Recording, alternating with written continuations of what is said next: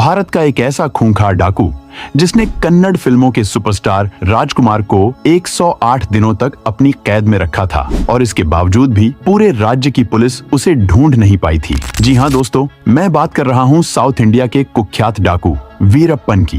वीरप्पन का बचपन जंगलों में ही बीता था और वो जंगल के हर कोने से अच्छी तरह वाकिफ था। उसने जुर्म की दुनिया में अपना पहला कदम महज 15 साल की उम्र में रखा था, जब उसने एक फॉरेस्ट ऑफिसर को सिर्फ इसलिए कुल्हाड़ी से मार डाला था क्योंकि उस ऑफिसर ने वीरप्पन को गाली दी थी। इस वारदात के बाद वीरप्पन गांव से फरार हो गया और उसने जंगल में काम कर रहे जंगली जानवरों के तस्करों के एक गिरोह को ज्वाइन कर लिया। लेकिन वो सिर्फ एक सदस्य बनकर नहीं रुका, बल्कि अपनी मेहनत, होशियारी और निडर स्वभाव के चलते जल्द ही वो इस पूरे गिरोह का सरदार बन गया। और अब उसके निशाने पर थे हाथियों के दांत और चंदन की लकड़ी। उसने देखते ही देखते इन दोनों की तस्करी का एक बड़ा नेटवर्क खड़ा कर लिया और कुछ ही सालों में वह बेहद अमीर और ताकतवर बन गया। इतना ताकतवर कि अगर कोई उसके रास्ते में आता, फिर चाहे वो कोई आईपीएस अफसर हो या पॉलिटिशियन, वीरप्पन उसे बख्शता नहीं था। उसने अपने जीवन में 184 से ज्यादा लोगों को मौत के घाट उतारा था और 200 से ज्यादा भी हाथियों का शिकार किया था।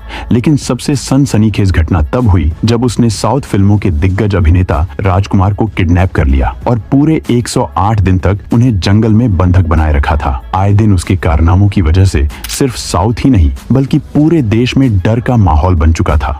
लेकिन दिक्कत ये थी कि जो भी शख्स वीरप्पन की तलाश करने जंगल में जाता था वो कभी जिंदा लौटकर वापस नहीं आता था। लेकिन फिर एक दिन हालात बदले और वीरप्पन को अपनी आंखों का ऑपरेशन करवाने के लिए जंगल से बाहर आना ही पड़ा।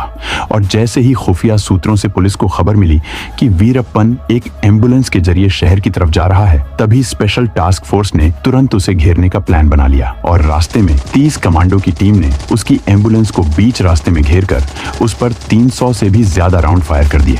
और इस एनकाउंटर में वीरप्पन और उसके 3 साथी मारे गए और कहते हैं कि उसके मरने के बाद उसी के गांव के लोगों ने उसके छुपाए हुए सारी दौलत को बाहर निकाल लिया और पूरा गांव रातों रात अमीर हो गया।